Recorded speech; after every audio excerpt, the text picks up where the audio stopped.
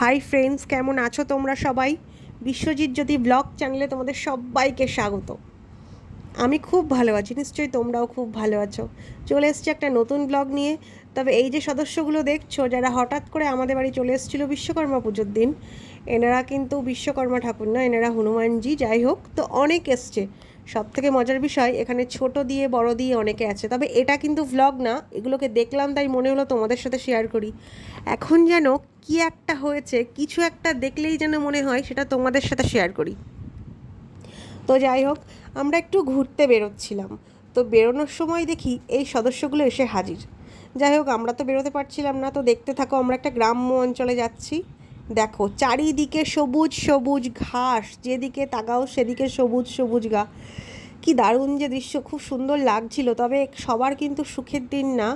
অনেক জায়গায় জল বেঁধে আছে, অনেক জমি নষ্ট হয়ে গেছে, যেমন দেখাচ্ছি তোমাদের পরে।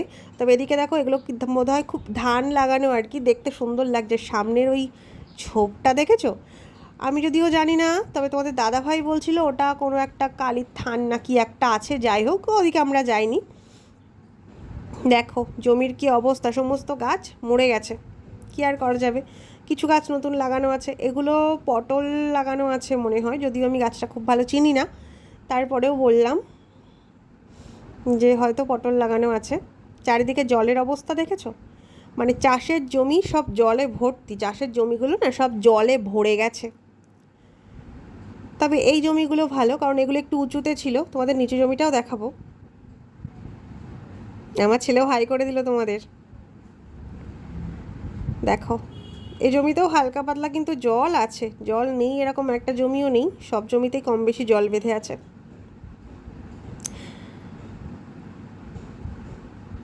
আমার ছেলে নাচ করছিল, বুঝতে পারিনি যে ভিডিও করব। এই রাস্তাটা না খুব খারাপ, আমাদের যেতে গিয়ে মানে ঝাঁকি মেরে পড়ে যাওয়ার অবস্থা।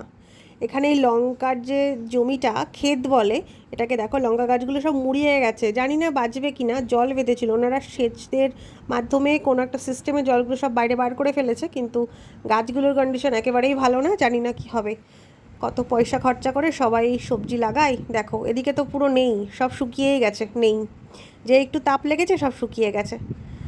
এদিকে রাস্তার অবস্থা দেখো, দেখেছো?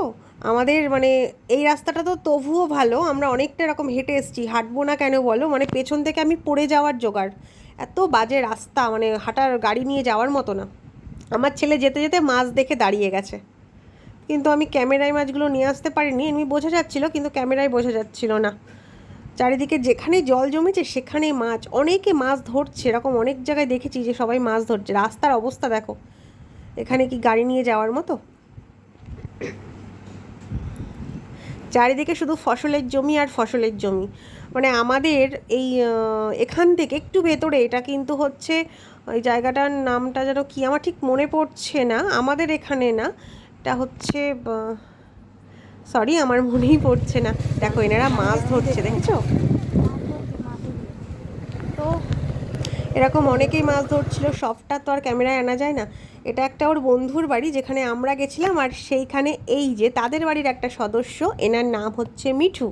কি সুন্দর কথা বলে, কিন্তু দুঃখের বিষয় আমরা গেছি আর ও বেচারি লাজুক, ভয় পেয়ে গেছে, মানে লজ্জা পেয়ে গেছে, সঙ্গে ভয়ও পেয়ে গেছে, কোনো কথাই বলেনি। আমার ছেলে এত জ্বালাচ্ছিল ওকে, ও আর বোধহয় যা শিখেছে তাও মনে হয় ভুলে গেছে। যাই হোক, তো অনেক পিছনে লাগছিল জানো তো।